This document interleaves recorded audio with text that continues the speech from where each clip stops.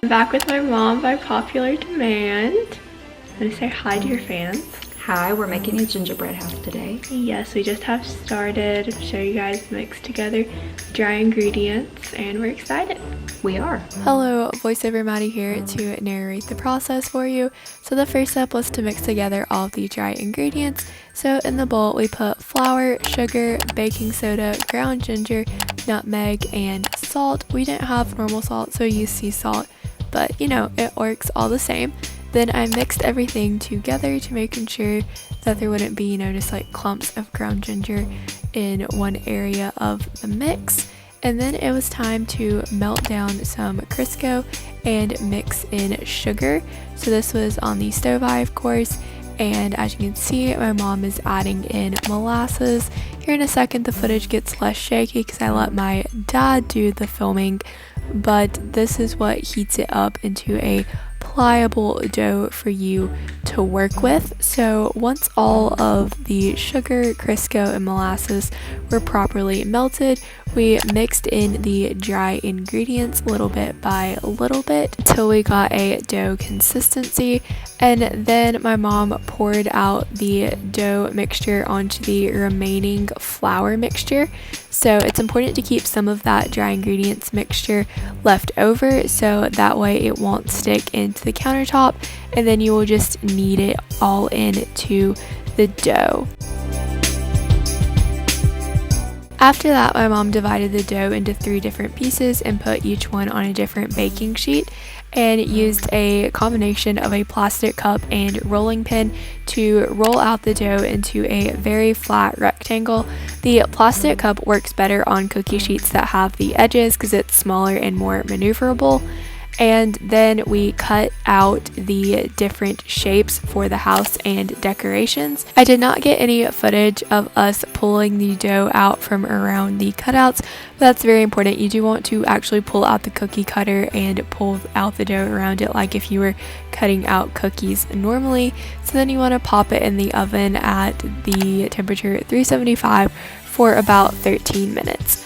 While that was cooking, we made the icing to put it all together. So to do this, we just put 2 egg whites in the mixer and then poured in a lot of powdered sugar and mix it together until stiff peaks formed. Now I know that that's a very vague term, but for a gingerbread house, you definitely want to make sure that the icing is as thick as possible without being so thick that it's not workable. This will definitely take a little bit of trial and error, but if it gets to be too stiff, you can always add in a little bit more water if needed. Everything's out of the oven now, so we're just gonna let it cool before we put everything together and of course decorate it. But these just came out of the oven like 2 seconds ago. Okay, after I took that clip, my SD card filled up, but right here we are just putting together the gingerbread house. So you want to make sure you're getting a good amount of icing on all 4 sides. Obviously, this is the step where most people start when they buy the kits from the store. And my mom is just adding some icing decorations around the base of it for some visual interest and added stability. You can do that if you want, totally optional. And then the hardest part is always getting the roof to stay on, and we actually put it on not straight. So if you want to add some character, you could do this, or you could make it look pretty normal and have a straight roof. Totally up to you on the design choices here. And then we started decorating, so we just used a lot of random candies that we had bought previously for other gingerbread houses in years past, and just added them all over, making it really colorful and unique. You'll see in the end, I went ham on my side of the roof and my mom was a little more reserved. One thing that we always like to do on the roof is this little lattice icing work that you're seeing my mom do right now. You'll just do diagonal lines going each way across the roof. So yeah, this is where I put them all over the icing. Like wherever there was icing, I was putting these little colored chocolates, and my mom just put them at the intersections, which honestly goes along with the minimalistic aesthetic that I love. But I guess I was just feeling very festive. So while I was very focused on this, my mom started putting out some of the other gingerbread decorations that we made. So this included some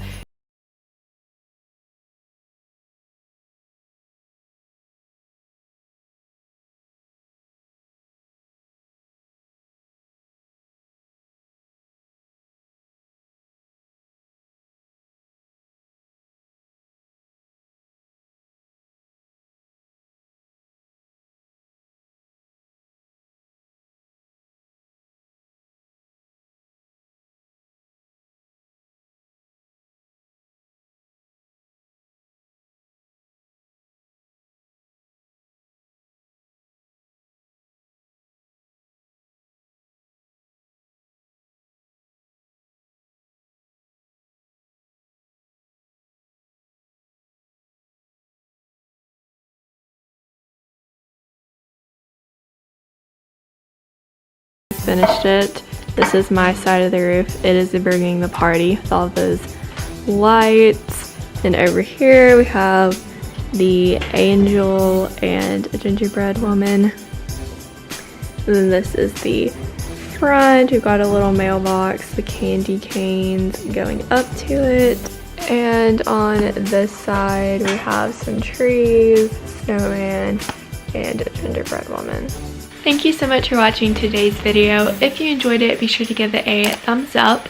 Comment down below what your favorite part of the gingerbread house making process was. I know a lot of people tend to use the kit, so I thought showing how we make it from scratch would be a lot of fun. And while you're down there, be sure that you're subscribed and have the bell turned on. That way you can be notified every single time I either upload a new video or go live. All those things really do help my channel grow a lot, and I would appreciate it so much. I'll see you in my next one. Bye!